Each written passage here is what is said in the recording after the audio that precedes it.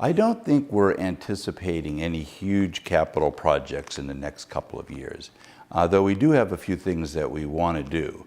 One of the things has to do with the nursing and health science labs at our Northeast campus that have really stood the test of time for us, but now they need some updating and enlargement as that program grows. So we're going to make some investments out there for that.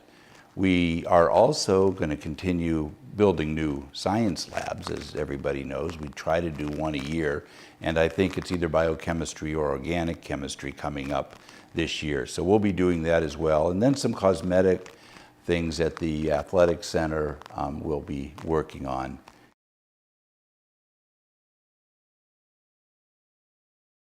I think that the new calendar is going to be good in many ways. It's going to synchronize our calendar a little bit with other institutions. I think it's going to help with internships. We believe a lot in engaged learning and opportunities for practicums and internships. And our calendar being so discrepant from everybody else's sometimes got in the way of that. So I think that's going to be a great addition with the new calendar. It's going to help with study abroad, it's going to help with athletic events. All of those sorts of things are going to be easier because we're on the new calendar.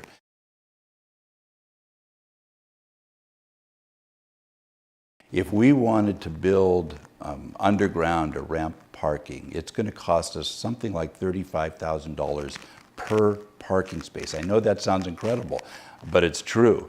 And so at $200 a year, it would take about 175 years to pay off one parking place. So parking is expensive.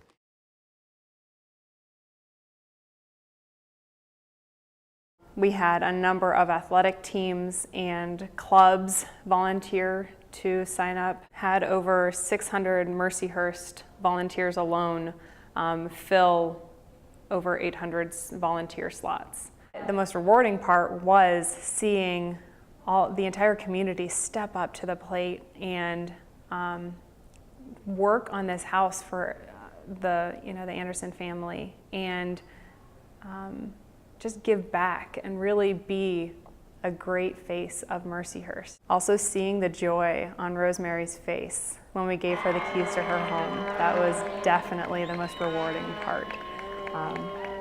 She is so grateful, and to know that Mercyhurst had a small hand in doing that is wonderful.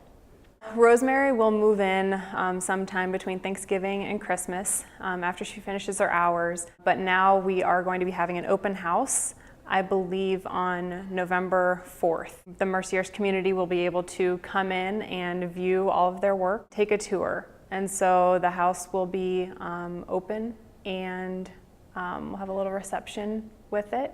Have all of the Mercyhurst, have a number of the members of the Mercyhurst community come to celebrate with Rosemary and her family.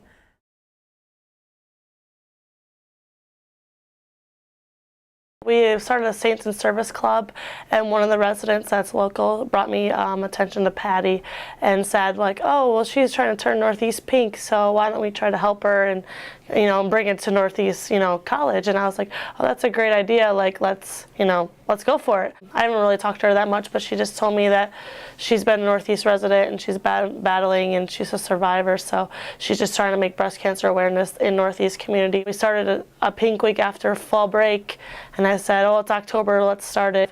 So we kicked it off with having the volleyball game and having people donate money as they come in, and if they want to buy a Pink Week t-shirt, supported of the Saints, and all proceeds went to Patty Pink Warriors. So during the cafeteria times, we had people volunteer to sell t-shirts, and made hearts, like to buy a heart for a donation, write someone's name on the wall. We still have an online donation for the American Cancer Society, and go online and type in Pink Patty's Warriors, and there's a Mercyhurst Northeast link, and we're that's part of our team to help her.